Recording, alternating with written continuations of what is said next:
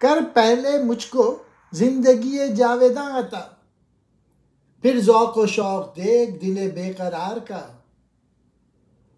کاٹا وہ دے کہ جس کی کھٹک لازوال ہو، یا رب وہ درد جس کی کسک لازوال ہو۔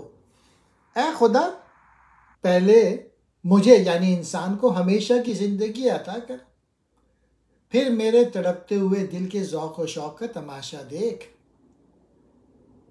پھر آخری شعر میں مجھے وہ کانٹا دے جس کی چبھن اور خلش ہمیشہ قائم رہے، اور وہ درد عطا کر جس کی ٹیس کبھی نہ مٹ سکے۔